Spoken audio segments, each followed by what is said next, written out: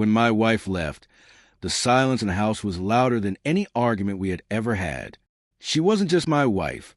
She was the CEO of a company she had built from the ground up, a woman whose drive and brilliance drew people to her like moths to light. I admired her strength, her ambition, her confidence. I thought we were building a life together.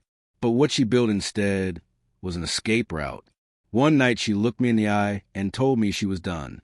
She didn't say she had fallen out of love. She didn't say she needed space. She said she had found someone else. When I asked who, she didn't even flinch. My brother. The words cracked me open. My own blood. The man who had shared my childhood, who had stood beside me at our wedding, smiling as I promised her forever. And now, he was the one she was choosing to walk away with. She packed her things quickly, efficiently, like she was closing a deal. And then she left me standing in the doorway with our 3-year-old daughter clinging to my leg, asking why Mommy wasn't coming back. I didn't have an answer.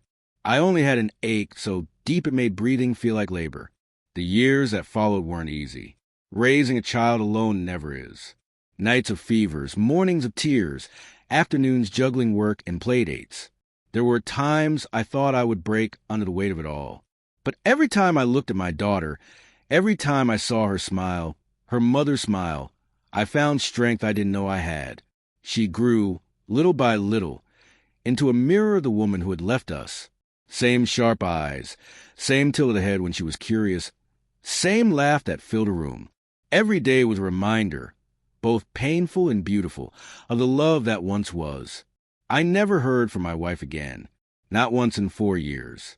No birthday calls, no holiday visits, not even a letter. She had chosen her new life completely, erasing us as if we had never existed. And then one afternoon, fate decided otherwise. We were at a small cafe, my daughter and I, sharing a muffin she insisted on eating all by herself. I heard the sharp click of heels before I saw her. My wife, or perhaps I should say my ex-wife. She hadn't changed.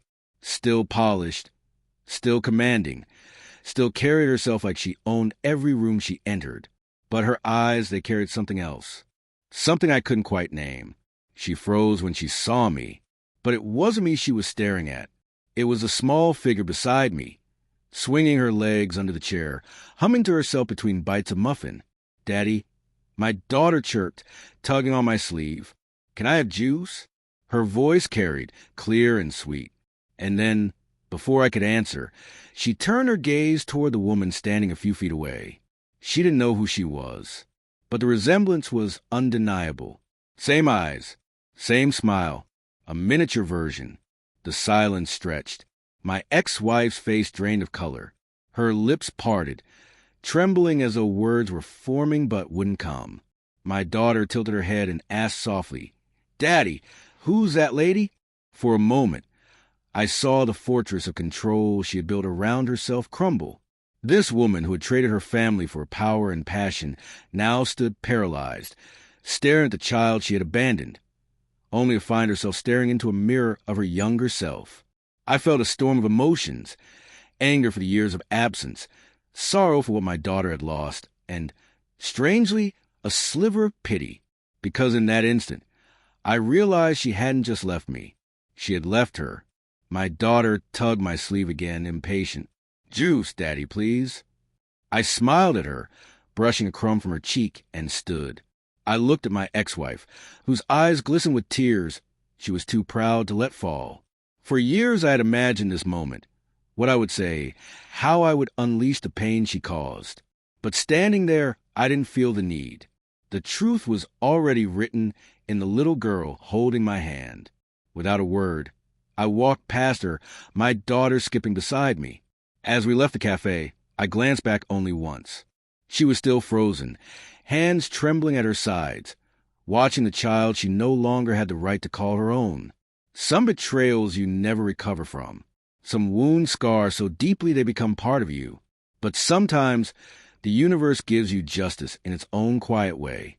She had chosen her path. And 4 years later, she was forced to face the cost of it. My daughter looked up at me as we stepped into the sunlight, her eyes wide, her smile so much like her mother's it nearly stopped my heart. "Daddy," she said, Why was that lady looking at me like that? I squeezed her little hand. Because you're amazing, I told her. And for the first time in years, I believed it.